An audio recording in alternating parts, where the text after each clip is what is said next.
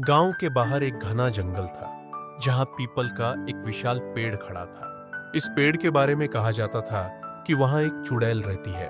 लोग उसे काली माया पीस के नाम से जानते थे। गांव वाले रात के समय उस जंगल के पास जाने से डरते थे।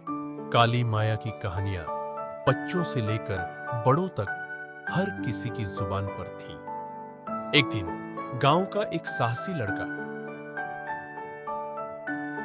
जिसका नाम अर्जुन था ने तय किया कि वह इस रहस्य का सामना करेगा।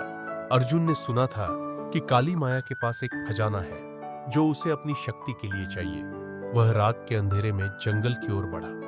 उसके दिल में डर था लेकिन साहस भी। जंगल में घुसते ही उसे अजीब आवाजें सुनाई दी, पेड़ों की सरसराहट और दूर से आती हुई हंसने की आवाजें। अर्जुन ने अपने कदम बढ़ाए और पीपल के पेड़ के पास पहुंचा।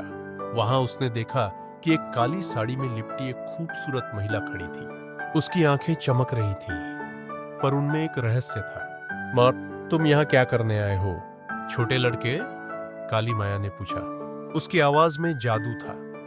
मैं तुम्हारे खजाने के बारे में सुनकर आया हूँ, पैरादौर अर्जुन ने हिम्मत जुटाते हुए कहा। सर, मैं जानना चाहता हूँ कि तुम कौन हो। प्यार काली माया ने मुस्कुराते हुए कहा, खजाना तो है लेकिन वह सोने का नहीं बल्कि ज्ञान का है। क्या तुम इसे पाने के लिए तैयार हो? कौल अर्जुन ने सिर हिलाया। काली माया ने उसे एक पेड़ की छाल दी और कहा, पढ़कर इस पर लिखो कि तुम क्या चाहते हो, लेकिन ध्यान रहे सच्ची नीयत से ही तुम्हें ज्ञान मिलेगा। पर अर्जुन ने अपनी इच्छा लिखी और पेड़ की छाल को काली माया को दे दिया। उसने उसे एक सवाल पूछा, बस सच्चा साहस क्या है? पर अर्जुन ने सोचते हुए कहा, वो सच्चा साहस अपने डर का सामना करना है। बट काली माया ने उसकी बातों को सुना और मुस्कुराई। बॉटप्यास, तुमने सही कहा, अब तुम ज्ञान प्राप्त कर चुके हो। बात था और उसकी आंखों में एक चमक आई और अचानक जंगल का माहौल बदल गया। अर्जुन को समझ आ गया कि असली खजाना डर को पार करना और सच्चाई को जानना है।